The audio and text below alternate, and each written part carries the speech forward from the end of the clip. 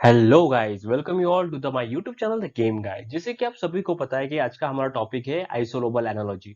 अब ये isolobal analogy topic जो है वो मेटल क्लस्टर का टॉपिक है। मतलब कि मान लो कि मेटल क्लस्टर हमारा जो हम लोग यहाँ पे इनऑर्गेनिक केमिस्ट्री में पढ़ रहे हैं, इनऑर्गेनिक केमिस्ट्री में मेटल क्लस्टर, ठीक है, मेटल क्लस्टर और केजेस। अभी इस टॉपिक का रिलेटेड ये जो पूरा का पूरा सब टॉपिक होने वाला है। तो इसमें ये एक पॉइंट है आइसोलोबल एनालॉजी। अभी इस पे क्वेश्चन सीएसआर नेट में या फिर आपके गेट में ज्यादा नहीं पड़े हैं, लेकिन इक्का दुक्का क्वेश्चन आपको देखने को मिलेंगे। मैंने मैक्सिमम क्वेश्चन पेपर जो देखे उसमें मुझे दो ही क्वेश्चन मिले हैं, लेकिन फिर भी ये आईआईटी जाम के लिए हो गया आपका, या फिर सीएसआईआर के लिए हो गया, या फिर गेट के लिए हो गया, कभी कभार क्वेश्चन पूछने लायक इसमें से आ जाता है। कोई ना कोई नया ट्रेंडिंग टॉपिक अगर इन्हें मिला तो ये आपको इसमें से क्वेश्चन पूछ लेंगे। सीएसआईआर, सीएसआर के साथ में आपको देखने को मिलेगा जाम, क्योंकि जाम में आजकल जो टॉपिक्स है वो सीएसआर से या फिर गेट से वो लोग कॉपी कर लेते हैं। तो आपको इन तीनों में फिर बाकी के ये तीनों एग्जाम जो है वो तीनों एग्जाम आपको देखने को मिलेंगे, जो कि रेफरेंस एग्जाम्स है आईआईटी वालों के। तो फिर उसके बाद में फिर डीआरडीओ हो गया आपका, उसके बाद में बीएचयू हो गया आपका, उसके बाद में इस आईआईएससी बैंगलोर, वैसे ही डीयू वगैरह उसके भी लिए इसमें से क्वेश्चन पूछे जा सकते हैं। तो कोई भी कॉम्पिटेटिव एग्जाम का सेक्टर आप ले लो तो आपको उसमें यहाँ पे क्वेश्चन देखने को मिल जाएगा। तो अभी हम लोग देखेंगे कि आइसोलोबल एनालॉजी क्या है, इसे किस साइंटिस्ट ने डिस्कवर किया था, इसका नाम क्या हुआ, इसमें थ्योरी वगैरह वगैरह। तो चलिए शुरू करते हैं। तो जैसे कि आप यहाँ पे देख सकते हैं कि यहाँ पे आपके सामने एक पिक्चर होगा जो कि है हॉफन सर का। तो ये जो हॉफन सर, ये इनको नोबेल प्राइज भी मिला, इनको नोबेल प्राइज भी मिला हुआ है। जी हाँ, ये वही साइंटिस्ट है जिनका हाफमैन डिग्रेडेशन रिएक्शन है, और बहुत सारे नेम रिएक्शंस भी है। ऑर्गेनिक में भी इनका बहुत सारा दामोदर वर्क है, ठीक है। तो ये बहुत ही इम्पोर्टेंट काम करते हैं हमारे केमिस्ट्री में। तो हाफमैन जी ने क्या कहा था, सर का क्या बोलना था, देखिए। हाफमैन सर ने मॉलिक्यूलर फ्रैगमेंट्स को यहाँ पे डिफाइन किया है कि मॉलिक्यूलर फ्रैगमेंट जो होंगे उनसे हम लोग कहेंगे आइसोलोबल। आइसोलोबल का मीनिंग क्या होगा कि मान लो मेरे पास में एक पी ब्लॉक है, तो पी ब्लॉक एलिमेंट में हमें देखने को मिलेगा कि ये ये एक्स वाई वाई जेड, और एक सामने से हमें देखने को मिलेगा, ठीक है। जो कि हम कह सकते हैं कि यहाँ पे पी एक्स, पी वाई और पी जेड, जो कि हमारे तीन ऑर्बिटल है। तो यहाँ पे एक लोब हो गया, यहाँ पे सेकंड लोब, यहाँ पे थर्ड लोब, यहाँ पे फोर्थ, यहाँ पे फिफ्थ और यहाँ पे सिक्स। तो टोटल हमारे पास में सिक्स लोब्स हो गए हैं। तो वही हम लोग अगर देखेंगे तो हमारे पास में डी ब्लॉक में भी हमें देखने को मिलेगा। मैं डी ब्लॉक पूरा नहीं निकालूंगा, उसमें से मैं आपको एक बताता हूँ। मान लो कि हमारे पास में एक्स एक्सिस है और ये वाई एक्सिस है। तो एक्स और वाई के बीच में यहाँ पे हमें एक लोब, और ये दूसरा, ठीक है, चौथा। तो हमें यहाँ पे एक लोब मिलता है देखने के लिए। तो मैं इसे नाम दे देता हूँ एक्स एक्सिस और इसे नाम देता हूँ वाई एक्सिस। तो इन दोनों के बीच में होने के कारण हम लोग इसे कह सकते हैं डी एक्स वाई। तो वैसे ही बाकी के भी, इसमें से बाकी के पांच जो ऑर्बिटल है उनके भी हम लोग सेम टू सेम ऑर्बिटल और उसके लोब्स बना सकते हैं। तो उनका क्या कहना था कि इन्होंने क्या कहा, देखिए, अगर दो कंपाउंड या फिर दो कोई भी कॉम्प्लेक्सेस हो, ये दोनों आइसोलोबल हो, ठीक है, दोनों कंपाउंड में आइसोलोबल ये प्रॉपर्टी सेम टू सेम मिल रही है, आइसोलेबल प्रॉपर्टी, देन हम लोग क्या कह सकते हैं, हम लोग कह सकते हैं if the number, symmetry properties, approximate energy, shape of frontier orbitals and the number of electrons in them are similar way, दोनों को हम लोग सिमिलर वे से जोड़ के देख सकते हैं। ये आइसोलेबल एनालॉजी में कहा था हॉफमैन सर ने। तो उसमें से हम लोगों को पता है कि नंबर नंबर ऑफ लिगेंड्स होगा, नंबर ऑफ उसका इलेक्ट्रॉन होंगे, सिमेट्री होंगी, पॉइंट ग्रुप सिमेट्री, उसकी प्रॉपर्टीज होगी, सिमेट्री के रिगार्डिंग प्रॉपर्टीज, अप्रोक्सीमेट एनर्जी, मतलब कि समझ लो कि कितना एनर्जी लगेगा बॉन्ड तोड़ने के लिए, कितना जोड़ने के लिए, शेप ऑफ द फ्रंटियर। हाँ, यहाँ पे देखिए ये जो है ये मेन फैक्टर है, शेप और फ्रंटियर ऑर्बिटल्स। तो यहाँ पे आप इसे अंडरलाइन कर लो, इसका स्क्रीनशॉट निकाल लो आप पहले। तो यहाँ पे ये इंपॉर्टेंट है, शेप ऑफ फ्रंटियर ऑर्बिटल, जैसे कि ये शेप हो गया, ये शेप हो गया, तो उसके अकॉर्डिंग टू हम लोग यहाँ पे बाद में एनालिसिस करेंगे, स्ट्रक्चर कैसा बनाएंगे, आपको ये इंपॉर्टेंट पॉइंट है। तो उसके साथ में उन्होंने कहा कि total number of electrons also हम लोग वहां पे सिमिलर वे में फिलअप कर सकते हैं और उन दोनों का हम लोग एक पर्टिकुलर वे से सिमिलर एनालिसिस कर सकते हैं। तो ये बहुत सारा स्टडी उन लोगों ने किया हुआ है, उसके अकॉर्डिंग टू उन्होंने ये जो थ्योरी है वो हमें बताई है। ऐसा कोई हवा में तुक्का नहीं लगा है, ठीक है। और उन लोगों ने क्या कहा है, मतलब कि हॉफमैन सर ने क्या कहा है, यहाँ पे देखो आप कि दे आर नॉट आइडेंटिकल। ये दोनों आइडेंटिकल मतलब सेम टू सेम तो नहीं होंगे, लेकिन सिमिलर वे में सिमिलर होंगे। तो ये दोनों कंपाउंड जो होंगे वो सिमिलर हो सकते हैं, लेकिन आइडेंटिकल नहीं होंगे। कंपाउंड मस्ट बी सिमिलर, ठीक है।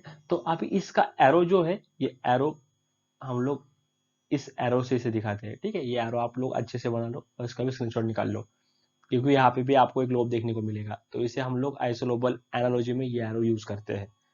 तो यहाँ पे मेन स्ट्रक्चर और मेन डिटेल फीचर क्या है वो आपको नेक्स्ट स्लाइड में मैं समझाता हूँ।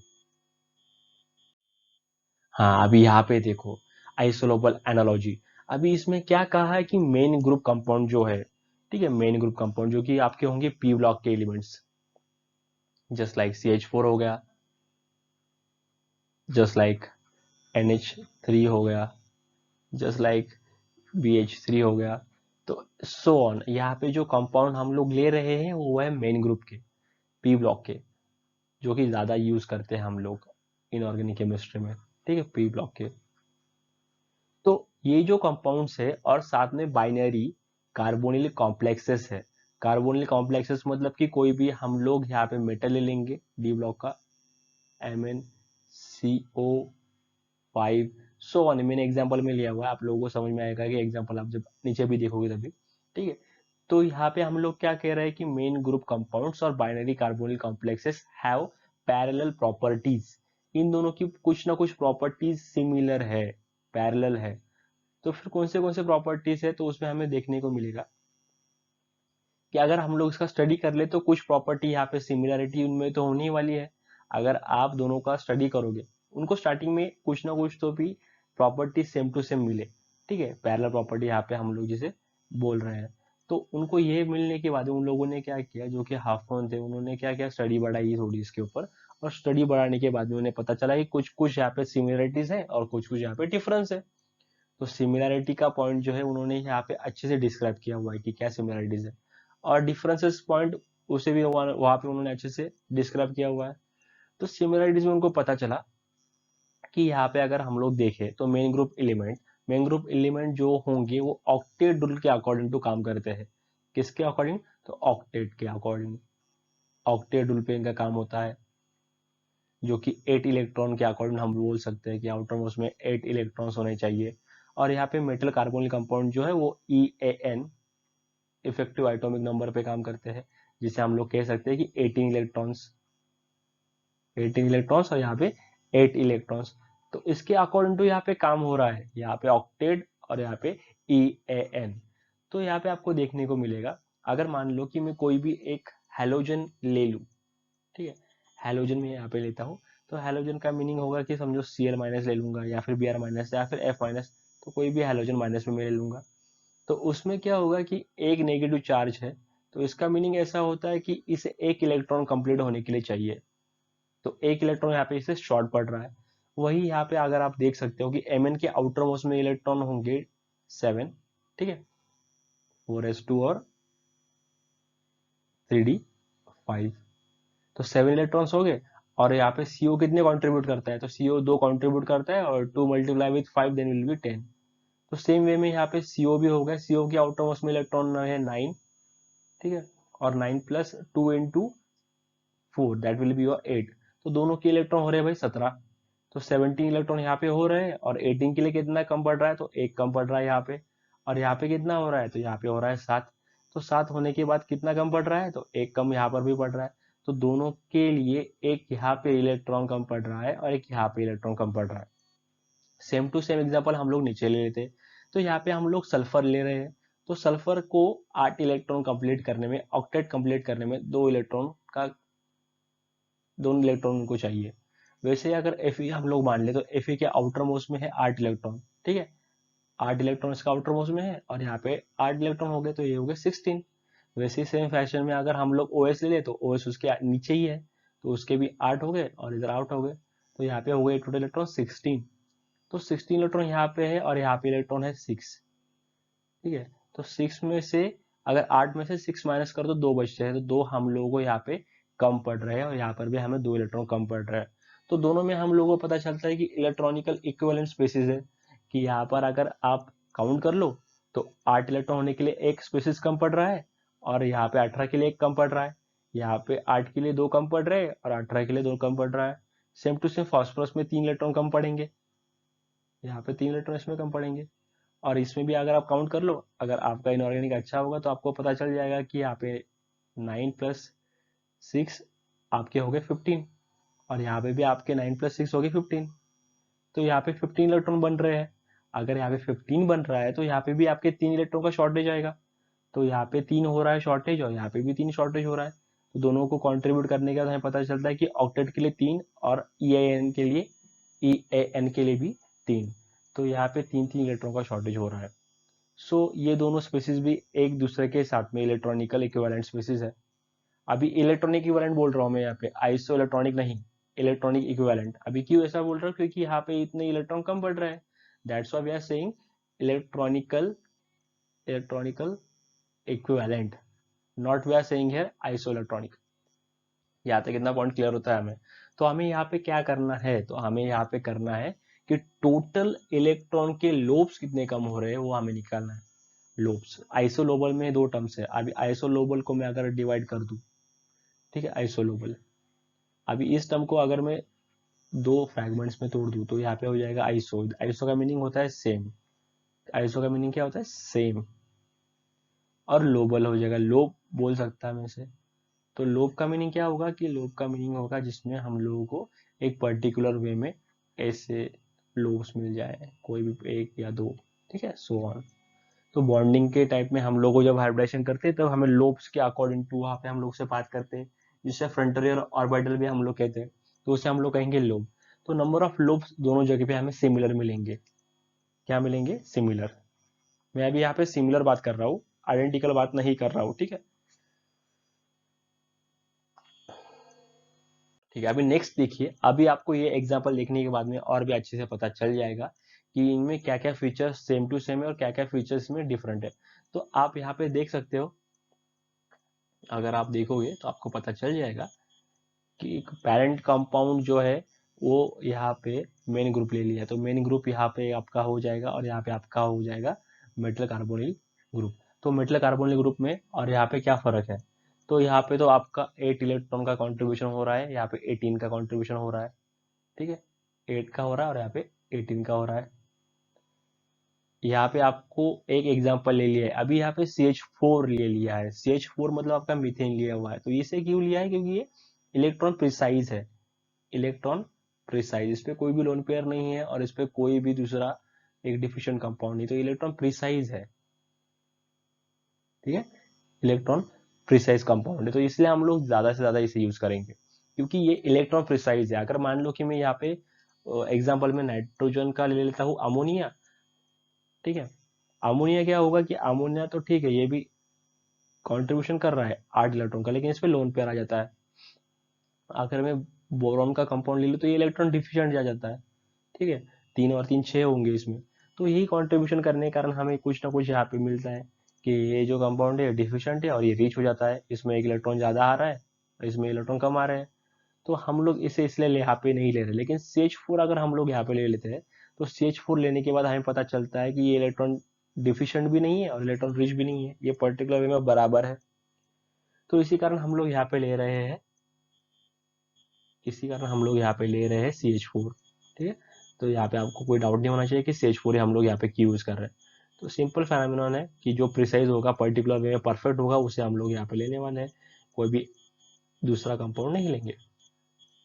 तो यहाँ पे हम लोगों ने एग्जांपल लिया हुआ है दूसरा, देखिए 18 इलेक्ट्रॉन जो कंप्लीट कर रहा है उसका एग्जांपल हम लोगों ने लिया हुआ है। उसमें आपको देखने को मिलेगा, यहाँ पे आप देख सकते हो कि यहाँ पे हम लोगों ने लिया हुआ है Cr, क्रोमियम, और यहाँ पे CO6। अभी क्रोमियम में जो है उसके 6 इलेक्ट्रॉन कॉन्ट्रीब्यूशन हो रहे हैं, 4s2 4s1 में लिख देता हूँ यहाँ पे, और यहाँ पे होगा 3d5।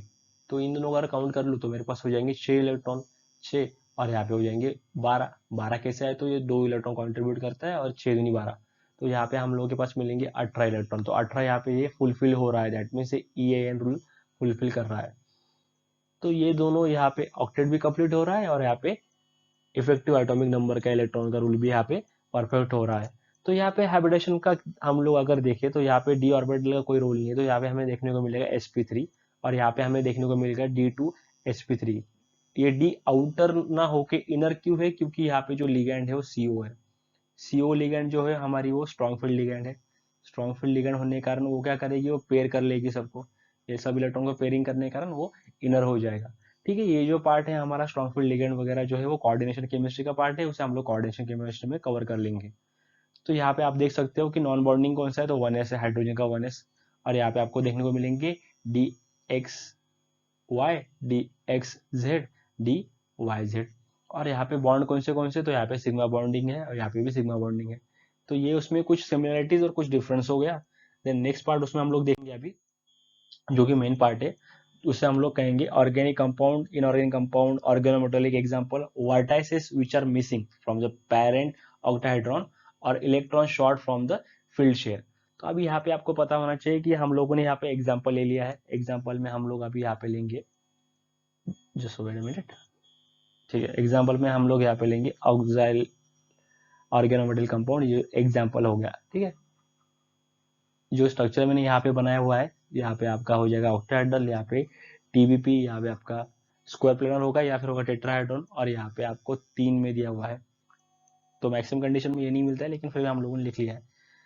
तो यहाँ पे ऑर्गेनिक कंपाउंड जो कि रिसेंबल है, CH4 है, CH3 है, CH2 है और CH है, और उसका जो यहाँ पे इनऑर्गेनिक कंपाउंड है तो उसका पैरेंट एग्जाम्पल मैंने यहाँ पे लिख दिया हुआ है, जो कि आपका CrCO6, MnCO5, FeCO4, CO3, so on. तो यहाँ पे आपको देखने को मिलेगा कि यहाँ पे कोई भी वर्टाइसेस मिसिंग नहीं है, कोई भी वर्टाइसेस मिसिंग नहीं है। तो यहाँ पे आपका जो कार्बन है वो टेट्राहेड्रल आपका पूरा का पूरा फॉलो कर रहा है, मतलब कि जो होगा वो पूरा का पूरा फॉलो करने वाला है टेट्राहेड्रल फील्ड में। तो यहाँ पे भी मैं हाइड्रोजन लिख देता हूँ, यहाँ पर भी हाइड्रोजन लिख देता हूँ, यहाँ पर भी हाइड्रोजन और यहाँ पर भी हाइड्रोजन। तो नेक्स्ट यहाँ पे हमें इसको रिसेंबल स्ट्रक्चर यहाँ पे कौन सा मिलेगा, तो Cr मिलेगा। Cr यहाँ पे कौन सा है, तो ये है आपका ऑक्टाहेड्रल। तो आपको एक याद रखना है कि यहाँ पे 4 का और यहाँ पे 6 का, इन दोनों का हम लोग कॉन्ट्रीब्यूशन यहाँ पे देखने वाले हैं, CO CO CO और यहाँ पे आपका CO। तो यहाँ पे आपको देखने को मिलेगा कि कोई भी वर्टाइस या फिर कोई भी इलेक्ट्रॉन का शॉर्टेज नहीं है, ये सब प्रिसाइजली दोनों की दोनों कॉन्ट्रीब्यूशन कर रहे हैं। तो ये दोनों हम लोग इसे कह सकते हैं कि ये दोनों आइसोलोबल है, आइसोलोबल। ठीक है, अभी Cr के तो आपको पता है कि 18 कंट्रीब्यूट हो रहे हैं और यहाँ पे आपके 8 कंट्रीब्यूट हो रहे हैं। यहाँ पे अगर आप एग्जांपल देख लो तो आपको यहाँ पे 4 और यहाँ पे 3, 4 और 3 हो जाएंगे आपके 7, यहाँ पे 4 और 2 आपके हो जाएंगे 6, यहाँ पे हो जाएंगे 5। वैसे ही अगर हम लोग देखें तो यहाँ पे 1 का शॉर्टेज पड़ रहा है, ठीक है, 1 का शॉर्टेज यहाँ पे पड़ रहा है। वैसे यहाँ पे कितने का शॉर्टेज पड़ेगा, यहाँ पे 2 का शॉर्टेज पड़ रहा है, यहाँ पे 3 का शॉर्टेज पड़ रहा है। तो 1 2 3 का शॉर्टेज जो पड़ रहा है वो मैंने यहाँ पे लिख दिया है।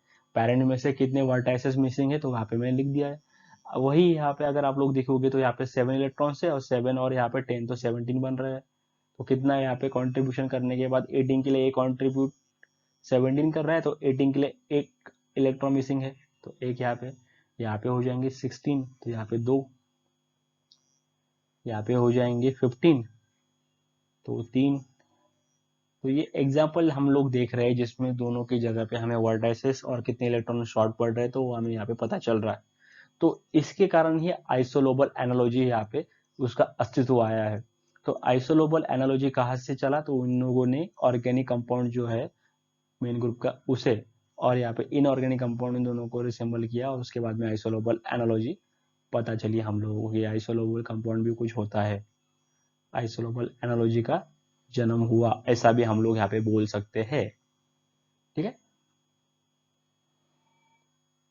अभी नेक्स्ट मैं आपको दिखाता हूँ कि एमओटी इसका क्या होगा। आपको एक एमओटी यहाँ पे देखने को मिलेगा। जो एमओटी मैंने लिया हुआ है विकिपीडिया से, ये विकिपीडिया का माल है। ठीक है, तो यहाँ पे आप देख सकते हो कि सी यहाँ पे कार्बन है, सी सी है कार्बन, तो sp3 उसका, और यहाँ पे हाइड्रोजन। तो यहाँ पे हम लोग CH4 8 इलेक्ट्रॉन ऑक्यूपाई कर रहा है, CH3 7 इलेक्ट्रॉन, CH2 6 इलेक्ट्रॉन। तो उसके हम लोगों ने 8 इलेक्ट्रॉन निकाल लिए यहाँ पे, 1 2 3 4 5 6 7 8। ठीक है, हर एक जगह में 2 इलेक्ट्रॉन। यहाँ पे आप लोग देखोगे कि एक इलेक्ट्रॉन शॉर्टेज हो रहा है तो वो ऊपर चला गया, जो यहाँ का चौथा वाला था तो ऊपर उसको ऊपर भेज दिया क्योंकि उसमें एक इलेक्ट्रॉन कम पड़ रहा है। तो यहाँ पे नीचे बचे 3, यहाँ पे बचे 2 और 2 ऊपर। तो इसमें 6 इलेक्ट्रॉन हो रहे हैं, तो यहाँ पे हो गए 4 और 2 6, यहाँ पे हो गए 7। तो वैसा ही सेम स्ट्रक्चर हमें देखने को मिलता है इस साइड में। यहाँ पे आप लोग देख सकते हो कि यहाँ पे टेट्राहेड्रल पूरा ऑक्यूपाई कर रहा है, उसमें से एक वर्टेक्स मिसिंग है और इसमें से 2 वर्टेक्स मिसिंग है। सेम फैशन में हम लोग देखेंगे अभी कि कोऑर्डिनेशन कंपाउंड का, कोऑर्डिनेशन कंपाउंड यानी कार्बोनिल ग्रुप का। ठीक है, कोऑर्डिनेशन में भी ये ऑक्यूपाई होता है, लेकिन अभी हम लोग कार्बोनिल ग्रुप पे ही फोकस करते हैं। तो यहाँ पे हम लोग को देखने को मिलता है कि कितने इलेक्ट्रॉन यहाँ पे मिल रहे हैं, तो 12 इलेक्ट्रॉन यहाँ पे देखने को मिल रहे हैं। ठीक है, 12 कहाँ से आएंगे, तो 12 लिगेंड से आएंगे। और यहाँ पे 6 इलेक्ट्रॉन जो है हमारे, वो आए यहाँ से, मेटल से। तो मेटल के इलेक्ट्रॉन 6 और लिगेंड के इलेक्ट्रॉन 12। तो यहाँ पे इलेक्ट्रॉन हो गए 10, यहाँ पे इलेक्ट्रॉन हो गए 8। तो यहाँ पे आप देख सकते हो सेम स्ट्रक्चर है, एक इलेक्ट्रॉन ऊपर चला गया, यहाँ पे 2 इलेक्ट्रॉन ऊपर चले गए। तो सेम फैशन में, कुछ एक्स्ट्रा नहीं है, वही फैशन में यहाँ पे काम चल रहा है। तो आपको सिर्फ और सिर्फ ये दोनों मैंने दिखाने के लिए, just you have to just know कि इन दोनों में एमओटी भी एक ऐसा फैक्टर है जिसके कारण ये पूरा का पूरा आइसोलोबल एक्टिविटी सामने आया। आइसोलोबल के लिए एक एविडेंस जो चाहिए था वो हमें मिला एमओटी से। एमओटी से हमें एविडेंस यहाँ पे मिल चुका है, प्रूफ मिल चुका है। ठीक है, अभी मैं आपके सामने कुछ एग्जांपल दिखाता हूँ जिसे आप लोग रिसेंबल कर सकते हो ऑर्गेनिक फ्रैगमेंट्स, और उसके साथ में आपके होगा valence electron of fragments. Coordination number of transition metal for parents polyhedron. तो यहाँ पे आप देख सकते हो कि CH3 मैंने लिखा हुआ है, तो CH3 में कितने इलेक्ट्रॉन कम पड़ रहे हैं, तो यहाँ पे 1, क्योंकि यहाँ पे 7 इलेक्ट्रॉन कॉन्ट्रीब्यूशन हो रहा है। यहाँ पे 6, तो कितने इलेक्ट्रॉन कम पड़ रहे हैं, तो 2। यहाँ पे 5, तो यहाँ पे 3। ठीक है, इतने का शॉर्टेज हम लोग को पड़ रहा है। तो यहाँ पे अगर मैंने काउंट कर लिया कि D9 वाला मैं मेटल लेता हूँ और लिगेंड टू कंट्रीब्यूट दिखाता हूँ, तो यहाँ पे 9 और 4 2, सो 8 और 9 हमारे हो रहे 17। यहाँ पर भी होंगे 17 क्योंकि 10 और 7 17। यहाँ पे होंगे 5 और 12 17, यहाँ पे होंगे 3 और 14 17। तो आप देख सकते हो यहाँ पे हम लोग पूरा का पूरा जो एक टेबल ले रहे हैं, तो उसमें ये पूरा का पूरा 17 वाला टेबल है। ठीक है, तो नीचे वाला होगा 16 वाला। तो आप लोगों ने क्या करना है कि इसे अच्छे से स्क्रीनशॉट निकल लेना है वीडियो पॉज करके, और उसे लिख लेना है।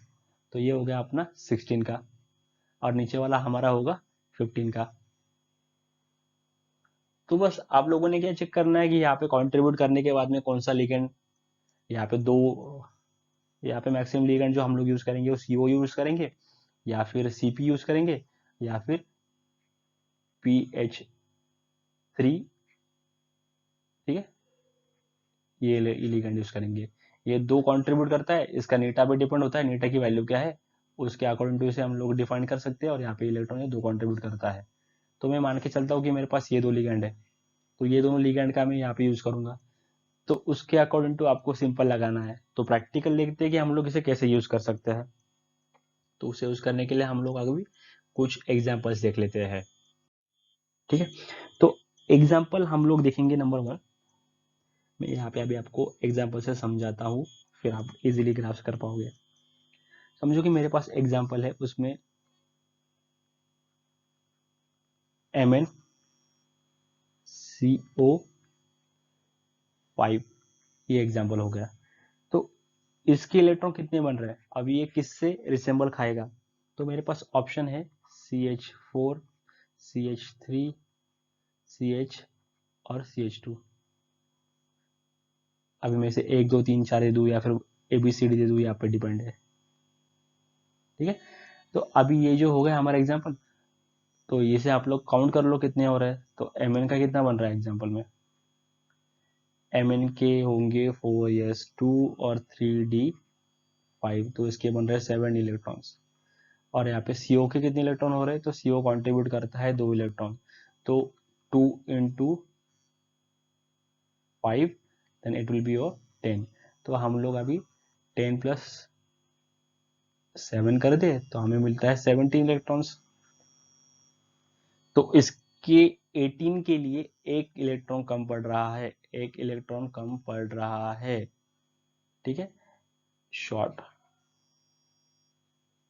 तो हम लोगों को ये तो बिल्कुल लेना नहीं पड़ेगा क्योंकि ये प्रिसाइज है, इसमें 8 इलेक्ट्रॉन ऑक्यूपाइड हो रहे हैं, तो ये ऑप्शन कैंसिल। ये ऑप्शन में हम लोग अगर कंट्रीब्यूट करें तो यहाँ पे 4 और 1 5, ये भी नहीं होगा क्योंकि यहाँ पे 3 कम पड़ेंगे। नीचे का लेंगे तो यहाँ पे हमें 2 कम पड़ेंगे क्योंकि 4 और 2 6 होते हैं, ठीक है। तो यहाँ पे 6 आएगा तो 2 वर्टेक्स कम पड़ेगा, तो ये भी कैंसिल। तो ऑप्शन बी आएगा हमारा, ऑप्शन नंबर 2 आएगा हमारा आंसर, CH3। क्योंकि C फॉर कार्बन जिसमें 4 और H के कितने हैं 3, तो H के 3 दोनों मिला के बढ़ेंगे 7, तो 7 को कितना कम पड़ रहा है 1। तो ये हो गया हमारा एग्जाम्पल। तो हम लोग इसे ऐसे भी लिख सकते हैं MnCO5, ठीक है। तो एरो बना लेंगे हम लोग, आइसोलेबल एरो। वो एरो को हम लोग रिसेंबल करेंगे CH3 से, ठीक है। तो ये हो गया हमारा एक स्ट्रक्चर, आइसोलेबल एक्टिविटी। फ्रैगमेंटेशन वगैरह हम लोग उसे अभी देखते हैं कि कैसे काम में आएगा। तो ये पूरा का पूरा स्ट्रक्चर आप लोग जो देख रहे हो वो फ्रैगमेंटेशन पे डिपेंडेंट है। फ्रैगमेंट्स मतलब क्या होगा कि जिसमें इलेक्ट्रॉन नंबर ऑड होगा या इवन होगा, कुछ भी होगा, लेकिन फ्रैगमेंट्स मिलेगा आपको, जहाँ पे आपको लोब मिलेंगे। तो यहाँ पे अगर मैं इसका स्ट्रक्चर बना लूँ ना, तो स्ट्रक्चर इसका कुछ ऐसा दिखेगा, इसका स्ट्रक्चर कुछ ऐसा दिखेगा। Just wait, I will show you structure कैसा दिखेगा।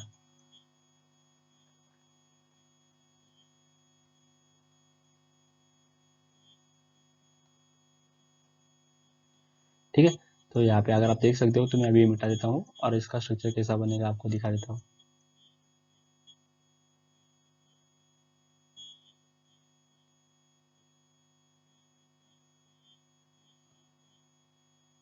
ठीक है, तो यहाँ पे देखो आप, तो मेरे पास में सेंटर में है Mn, तो मैंने यहाँ पे Mn आपका बना लिया, Mn यहाँ पे Mn आपका बना लिया। तो Mn को यहाँ पे, ठीक है, यहाँ पे एक, यहाँ पे एक, यहाँ पे कितने हो गए 1 2 3 4, एक रहेगा यहाँ पे, ठीक है। मान लो यहाँ पे मैंने बना दिया और ये हो जाएगा उसका लोब, जो कि वहाँ पे 1 इलेक्ट्रॉन कम पड़ रहा है। CO CO CO, हर एक कोने में आप CO लगा दो, CO CO CO CO। तो जैसे कि आप देख सकते हो कि यहाँ पे एक लोब जो बचा हुआ है उसमें हम लोग इसे कहेंगे मिसिंग इलेक्ट्रॉन लोब। वैसे अगर हम लोग CH3 का निकाल ले तो CH H H, और यहाँ पे एक लोब रहेगा हमारे पास, ठीक है, ये होगा हमारा H। तो यहाँ पे और यहाँ पे दोनों का अगर हम लोग देखते हैं तो दोनों एक दूसरे के आइसोलोब हो जाएंगे, ठीक है। समझ रहे हो कैसे हम लोग आइसोलोबल फ्रैगमेंट यहाँ पे निकाल रहे हैं। तो इसे आप लोग स्क्रीनशॉट निकाल लो, ठीक है। ये होगा isolobal definition extended to isoelectronic fragments having the same coordination number. तो कोऑर्डिनेशन नंबर के अकॉर्डिंग भी हम लोग अभी देख लेते हैं कि कोऑर्डिनेशन नंबर कैसा होगा। तो कोऑर्डिनेशन नंबर मान लो कि मेरे पास में एक कंपाउंड है जिसमें चलो ले लेते हैं कंपाउंड एक 7 फ्रैगमेंट्स, मतलब 17 इलेक्ट्रॉन वाला ही फ्रैगमेंट लेते हैं, 17 इलेक्ट्रॉन वाला। तो 17 इलेक्ट्रॉन वाला कौन सा लेंगे अभी, 17 इलेक्ट्रॉन वाला एग्जाम्पल में ले लेते हैं, Fe का ही ले लेते हैं पहले। एक होगा हमारा Mn CO5। अगर इसके बाजू वाला कोई कंपाउंड है, फॉर एग्जाम्पल कि Mn के बाजू में कौन सा है, तो Mn के बाजू में होगा Cr, Cr के बाद में Mn और Mn के बाजू में Fe। तो यहाँ पे अगर मैं एक इलेक्ट्रॉन ऐड कर लूँ, ठीक है, और यहाँ पे एक इलेक्ट्रॉन कम कर दूँ, तो दोनों भी सेम हो जाएंगे 7 7 7। अब ये तीनों के तीनों क्या है, आइसो इलेक्ट्रॉनिक है 7 आउटर मोस्ट में। तो यहाँ पे Mn मैंने लिख लिया है, तो नीचे लिख सकता हूँ मैं Cr CO5 और कॉम्प्लेक्स पे मैं चार्ज देता हूँ नेगेटिव का, क्योंकि एक इलेक्ट्रॉन ऐड हो जाएगा। वैसे ही नीचे मैं अगर लिख दूँ FeCO 5 टाइम्स और उसके ऊपर चार्ज दे दूँ पॉजिटिव, तो यहाँ पे सबके सब 17 इलेक्ट्रॉन कंट्रीब्यूट कर रहे हैं। तो सबके सब 17 इलेक्ट्रॉन कंट्रीब्यूट कर रहे हैं, इसका मीनिंग होता है सभी का कोऑर्डिनेशन नंबर भी सेम है। यहाँ पे अगर आप देखोगे तो यहाँ पे भी कोऑर्डिनेशन नंबर 5 है, यहाँ पर भी कोऑर्डिनेशन नंबर 5 है, यहाँ पर भी कोऑर्डिनेशन नंबर 5 है। तो 5 से इसका स्ट्रक्चर बन जाता है TBP, ट्राइगोनल बाइप्लेनर। ठीक है, यहाँ पे आपका मेटल होगा और यहाँ पे हम लोग इसे जोड़ के स्ट्रक्चर बना सकते हैं। ठीक है, तो ये हो गए 70 इलेक्ट्रॉन का स्ट्रक्चर। 70 इलेक्ट्रॉन मतलब कि ये सबके सब हो गए सेम कोऑर्डिनेशन नंबर वाले, सेम कोऑर्डिनेशन नंबर वाले, इन सब में होगा सेम कोऑर्डिनेशन नंबर जो कि है 5। तो 17 इलेक्ट्रॉन हो रहे हैं मतलब कि एक इलेक्ट्रॉन कम पड़ रहा है, 1 electron is less to 18 electron. तो इसका आइसोलोबल कौन होगा, तो इसका आइसोलोबल होगा CH3, जिसके आउटर मोस्ट में है 7 इलेक्ट्रॉन फ्रैगमेंट।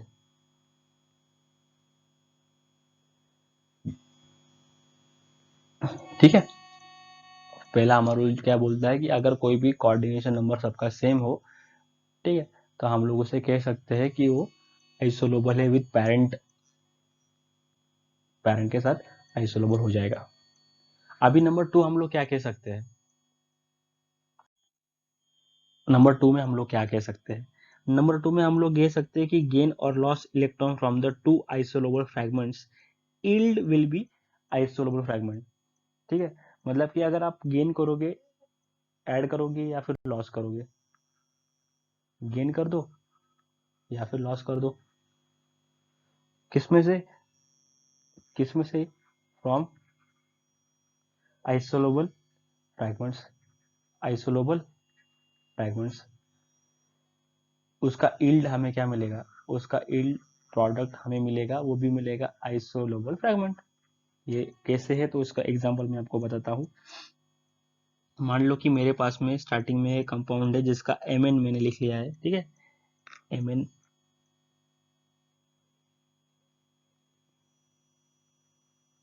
MnCO, यहाँ पे आएगा 5। ठीक है, MnCO5। तो ये जो कंपाउंड है इसमें 70 इलेक्ट्रॉन्स है, इसका आइसोलोबल आपको पता है कि इसका आइसोलोबल आएगा CH3। ठीक है, अगर मैंने इसमें इस कंपाउंड से एक इलेक्ट्रॉन कम कर देता हूँ तो कितना इलेक्ट्रॉन बचेगा, तो इलेक्ट्रॉन होगा 16।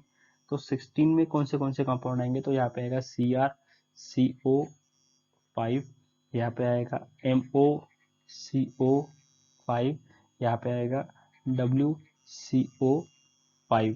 तो इनमें कितने इलेक्ट्रॉन आ रहे हैं, तो यहाँ पे आप कंट्रीब्यूट कर सकते हो क्योंकि ये एक ही फैमिली से बिलोंग करते हैं, तो यहाँ पे आएगा 16 इलेक्ट्रॉन्स। तो ये जो है 16 इलेक्ट्रॉन, तो इसका पेरेंट जो होगा वो कौन सा होगा, तो पेरेंट आइसोलोबल कौन सा होगा, पेरेंट आइसोलोबल कौन सा होगा, तो वो होगा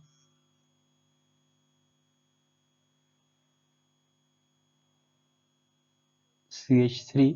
ठीक है, लेकिन यहाँ पे CH3 है जो कि इलेक्ट्रॉन जिसमें 7, तो यहाँ पे हम चार्ज देंगे प्लस, ये हो जाएगा 6। ठीक है, 6।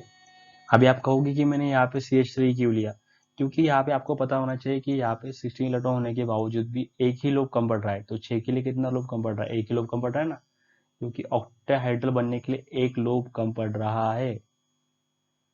तो यहाँ पे भले ही इलेक्ट्रॉन 2 कम हो लेकिन लोब एक ही कम पड़ रहा है।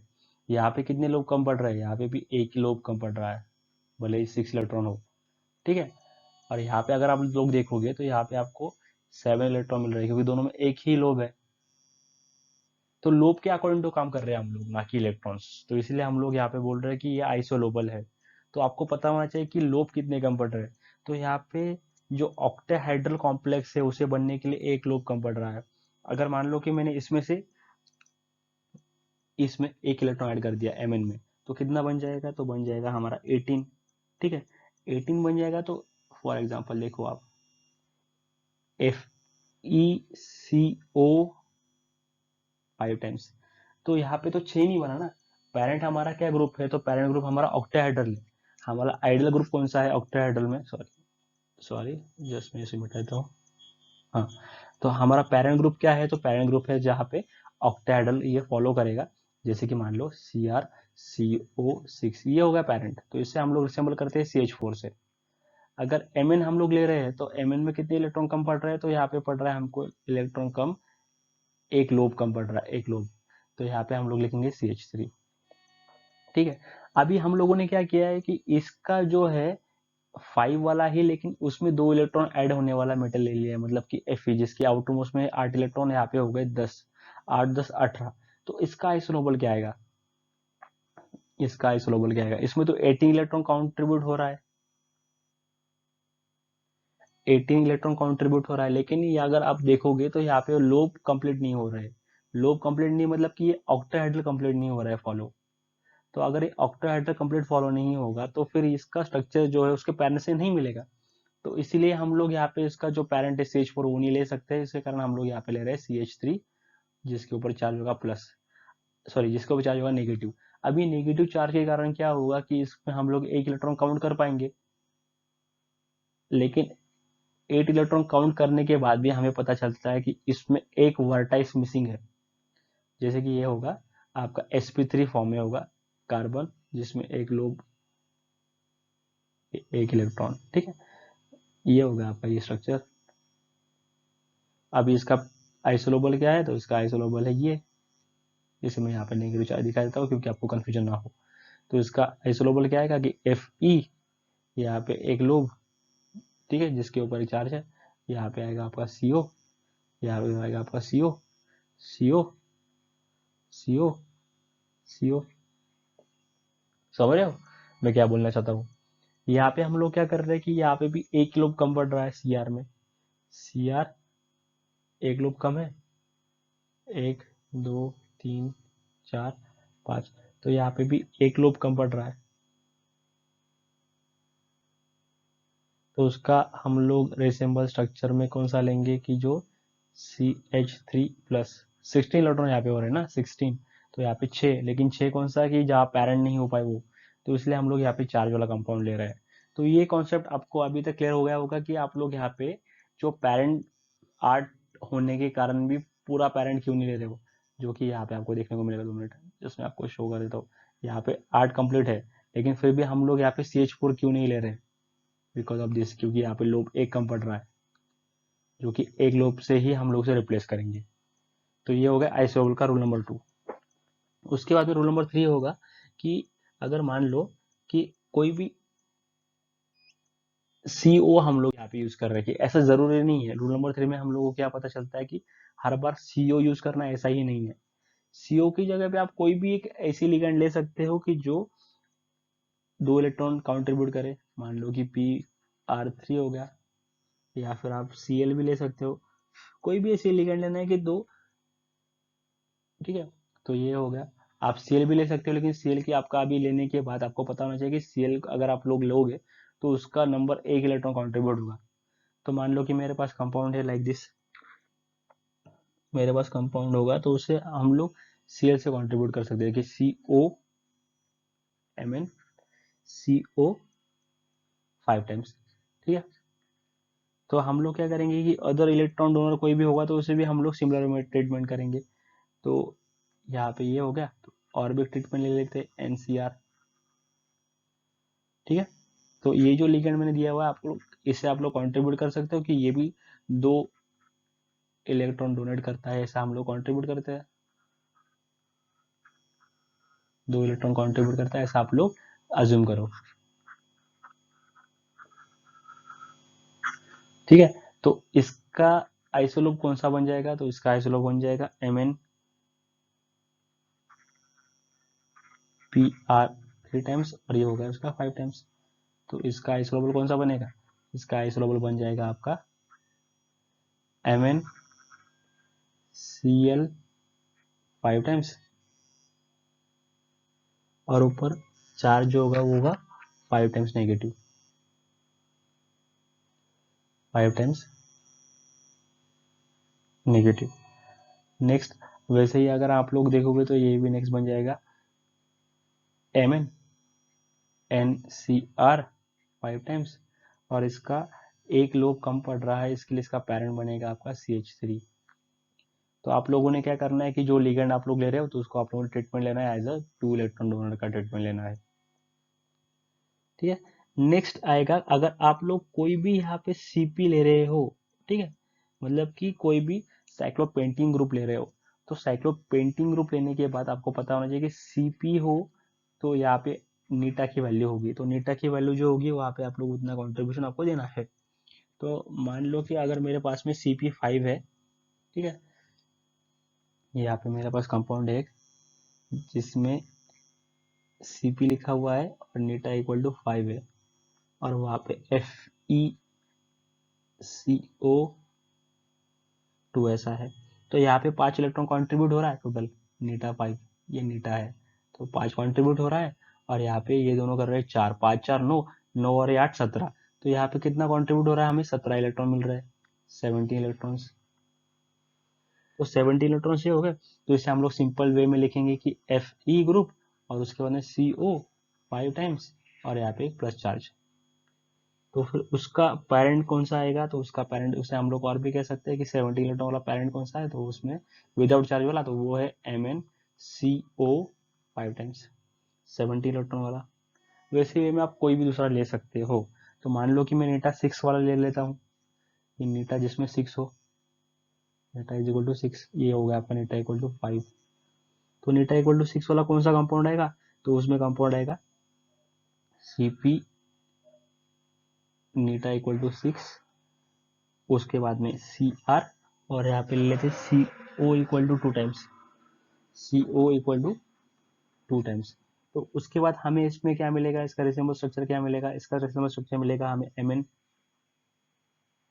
MnCO 5 टाइम्स, और जिसके ऊपर होगा चार्ज पॉजिटिव, जिसके ऊपर चार्ज होगा पॉजिटिव, तो उससे हम लोग लिख सकते हैं, क्या लिख सकते हैं, Cr 5 टाइम्स, CrCO 5 टाइम्स, यानी कि होगा हमारा 16 इलेक्ट्रॉन वाला कंपाउंड। ये था हमारा 17 इलेक्ट्रॉन वाला कंपाउंड। बस सेम वे में आपको लिखते जाना है, कुछ ज़्यादा प्रॉब्लम इसमें नहीं आएगा। नेक्स्ट देखते हैं हम लोग नेक्स्ट क्या कर सकते हैं। तो नेक्स्ट में आप लोगों को पता होना चाहिए कि ऑक्टेहाइड्रल फ्रैगमेंट जो होगा, ठीक है, जिसमें फॉर्मूला होगा आपका ऑक्टेहाइड्रल का, जो फॉर्मूला होगा वो होगा it will like octahedral formula, octahedral fragment,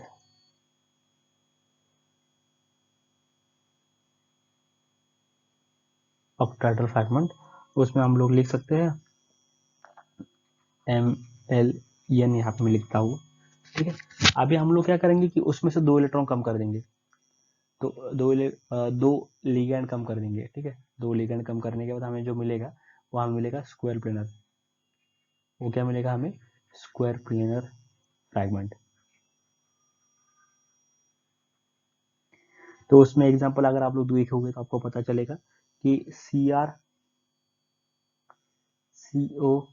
5 times, ठीक है, तो उसमें से अगर आप 2 लिगैंड कम कर दो तो आपको क्या मिलेगा, इसमें हम लोगों को इलेक्ट्रॉन काउंट तो सेम मिलेगा, लेकिन बाकी का क्या कम, इसमें चेंज क्या होगा, तो चेंज इसमें यही होगा कि लोब कम होंगे, मतलब कि ऑक्टेहाइड्रल का स्क्वायर प्लेनर हो जाएगा। जैसे कि अभी यहाँ पे कंपाउंड है आपका लाइक सेम वे में, तो फॉर एग्जांपल Cr, तो ये हो गया आपका फ्रंट साइड वाला, ये हो गया बैक साइड वाला, ये हो गया, और ये लोब, ठीक है। इसमें से मैंने 2 लिगैंड निकाल लिए हैं, तो 2 लिगैंड निकालने के बाद मुझे क्या मिलेगा, तो मुझे मिलेगा मान लो PtCl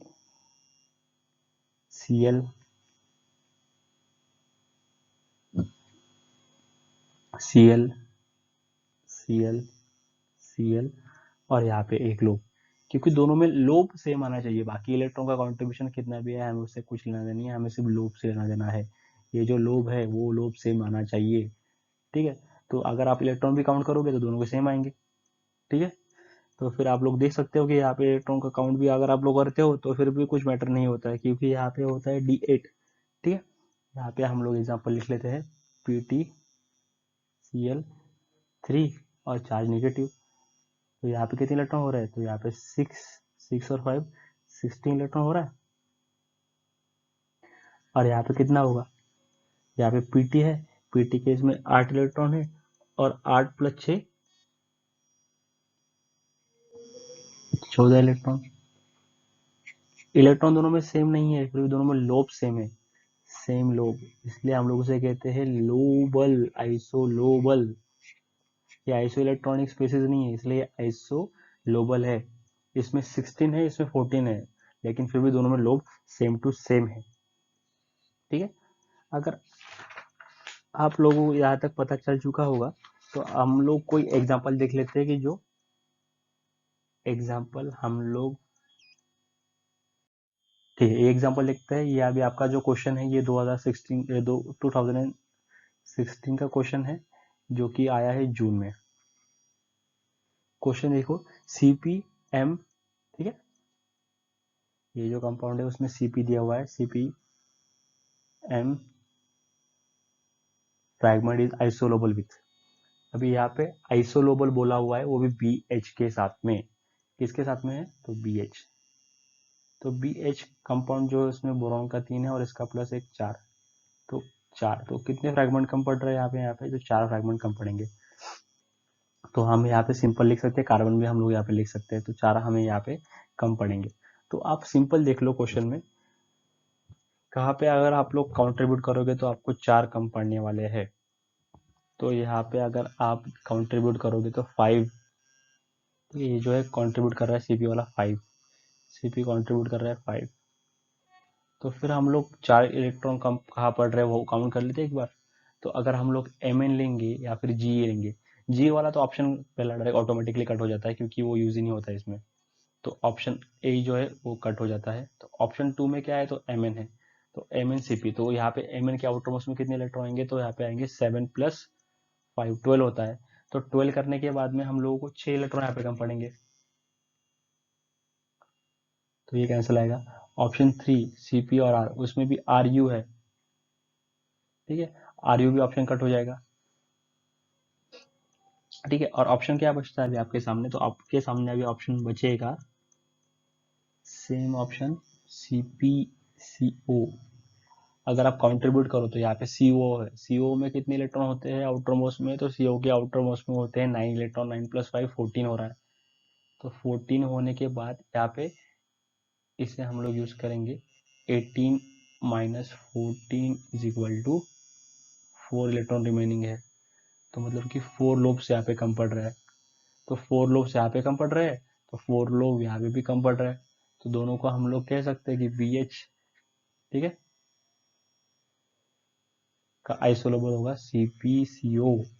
सिंपल इलेक्ट्रॉन काउंट कर लो, क्योंकि यहाँ पे हम लोगों को दोनों में सिंपल करना है कि ये जो कंपाउंड दिया हुआ है इसका आइसोलोबल ढूंढना है। तो उसमें हम लोगों को पता होना चाहिए कि ये भी कंपाउंड जो है वो कार्बोनिल कंपाउंड है, और ये जो है ये मेन ग्रुप कंपाउंड है।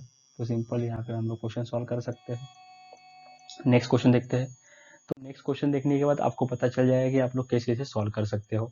तो यहाँ पे आप लोग अगर देख सकते हो तो क्वेश्चन में दिया हुआ है FeCO, ठीक है, तो Fe दिया हुआ है,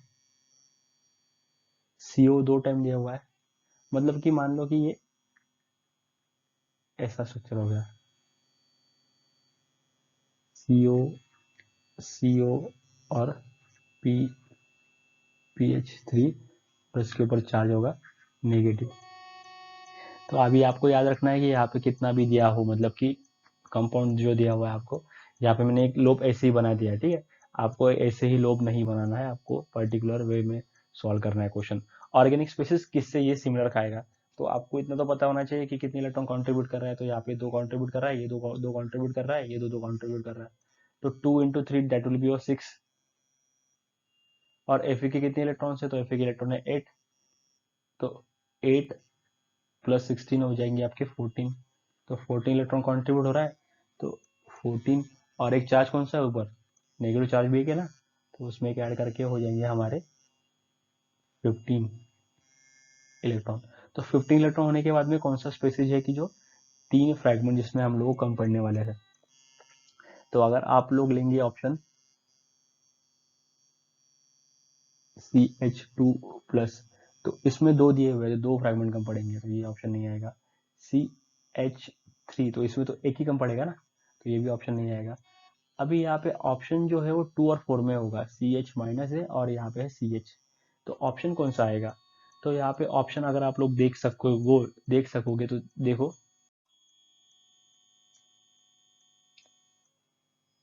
अगर आप देख सकोगे तो आपको पता चलेगा कि अगर आप दोनों को काउंट कर लो तो यहाँ पे आपके पड़ रहा है 4 और यहाँ पे पड़ रहा है 1, 4 प्लस 1 आपके पड़ेंगे 5 और उसमें से एक 6, तो ये 6 पे तो कंट्रीब्यूट नहीं करेगा। तो यहाँ पे हम लोग 5 वाला कंट्रीब्यूट करके देखेंगे, तो यहाँ पे हम लोगों को मिलता है 5 और जिसमें हम लोगों को मिलेंगे 3 लोग कम पड़ेंगे। तो अगर हम लोग CH माइनस ले लेंगे ऑप्शन में, तो यहाँ पे क्या हो रहा है कि यहाँ पे हमें 2 लोग मिलेंगे जो कुछ आंसर नहीं होगा, और यहाँ पे CH ले लेंगे तो यहाँ पे बराबर हमें 3 लोग मिलेंगे। तो ये हो गया हमारा ऑप्शन डी। तो option D will be your right answer. ठीक है, option D will be your right answer. मुझे दोनों में से मतलब कि 2 क्वेश्चन मिले बस यहाँ पे पूरे इसमें, एक ये और एक पिछला वाला, बस यही 2 क्वेश्चन मिले, बाकी कुछ एक्स्ट्रा क्वेश्चन नहीं मिले। अगर मुझे एक्स्ट्रा क्वेश्चन कुछ मिलते हैं तो मैं मेरे इंस्टाग्राम के पेज पे उसे डाल दूंगा। तो thanks for watching this video. ठीक है, आइसोलोबल एनालॉजी आई होप आपको समझ में आया होगा। अगर समझ में आया होगा तो वीडियो को लाइक कर दीजिए और चैनल को सब्सक्राइब कर दीजिए। और आपके MSc या फिर जेई MSc या फिर जाम या फिर गेट वाले प्रिपरेशन वाले स्टूडेंट्स लोगों के साथ में, दोस्तों के साथ में इसे शेयर कीजिए। अगले वीडियो में हम लोग देखेंगे कुछ क्वेश्चन जो कि जेई में, sorry JEE not JEE, it's JAM, it's GATE और IIT CSIR BHU DRDO में ऐसे कोई क्वेश्चन पड़े हुए होंगे, उसे हम लोग देखेंगे जो कि क्लस्टर पे होंगे। Thanks for watching and stay tune, live long live strong.